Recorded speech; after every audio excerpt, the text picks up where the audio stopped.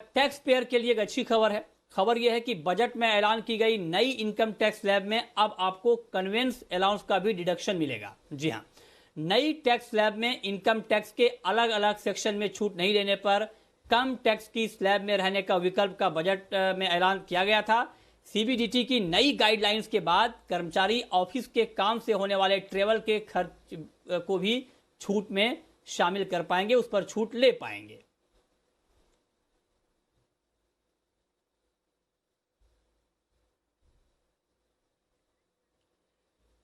चलिए, हमारे साथ इस पर बातचीत करने के लिए फोन लाइन पर हैं संदीप सहगल साहब, डायरेक्टर हैं, डायरेक्टर टैक्स हैं एकेएम ग्लोबल के। सर, बहुत बहुत स्वागत है आपका। सर, जरा डिटेल में हमारे दर्शकों को आप ये समझाएं कि क्या बदलाव है और खास करके जो नौकरी पेशा लोग हैं उनको क्या फायदा होगा इस बदलाव से टैक्स स्लैब में। हाँ जी सर। सर, कुछ अलाउंसेस ऐसे होते हैं जो लोग ऑफिशियल ड्यूटीज के लिए अपने कुछ खर्चे करते हैं, जैसे कोई ट्रैवल हो गया या कई कंपनी के लिए टूर पे गए, इस तरह के जो भी खर्चे होते हैं तो कंपनी उनके लिए कई बार कोई टैक्स अलाउंस देती है। और इनकम टैक्स में क्या प्रोविजन है कि अगर आप जो खर्चा करेंगे उससे तो उसकी आपको छूट मिल जाती है इनकम टैक्स में।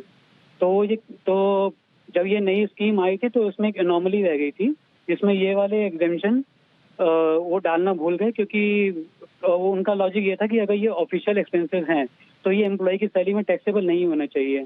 तो अब इसीलिए उन्होंने इस चीज को ठीक करके अब क्या किया कि बोलिए कि अगर आपने कोई खर्चा ऑफिशियल पर्पसेस के लिए किया, जिसमें कन्वेंस हो गया आपका और इसके अलावा कोई ट्रैवल हो गया, इस तरह के जो भी खर्चे हैं वो आपको उसकी छूट मिल जाएगी। इसके अलावा लेट्स से अगर कंपनी आपको कहीं शिफ्ट कर देती है एक शहर से दूसरी जगह अपने काम के लिए, तो वो जो शिफ्टिंग का भी जो खर्चा होगा उसके लिए अगर कंपनी आपको अलाउंस देगी और आपने जो एक्चुअल खर्चा किया तो उसके लिए भी आपको छूट मिल जाएगी।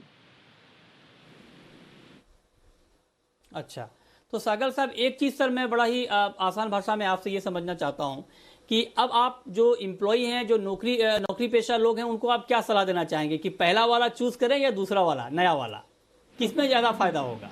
सर, इसमें तो आपको कई सारे फैक्टर्स देखने पड़ेंगे। मैं तो ये समझता हूँ कि जैसे आपको ये भी देखना पड़ेगा कि आप एचआरए की एग्जेम्पशन कितनी ले गए हैं, आपके पास एटीसी में कितना खर्चा है, जैसे ट्यूशन फीस, एलआईसी वगैरह, इंश्योरेंस प्रीमियम वगैरह। आपको वो सब चीजें कंसिडर करके देखना पड़ेगा कि किसमें आपका टैक्स कम निकल के आता है। जनरली जो लोग होते हैं, जैसे कि कोई नौकरी पेशा आदमी है तो उसकी बच्चों की ट्यूशन फीस भी जाएगी, एलआईसी वगैरह के प्रीमियम भी जाते हैं, तो उनके लिए मेरे हिसाब से पुरानी स्कीम ज्यादा बेटर रहेगी। पर अगर कोई ऐसे हैं जिनके जैसे जो मिलेनियम्स अगर जिनकी बात करें, उनके पास ज्यादा कुछ ऐसी कमिटमेंट होगी नहीं, तो उनके लिए हो सकता है कि नया स्लैब ज्यादा बेटर है। अच्छा, ये चलिए आपने बड़ा बढ़िया साफ कर दिया कि किन के लिए क्या फायदेमंद रहेगा। बहुत शुक्रिया सर आपका, सहगल साहब, हमारे साथ जुड़ने के लिए और ये समझाने के लिए।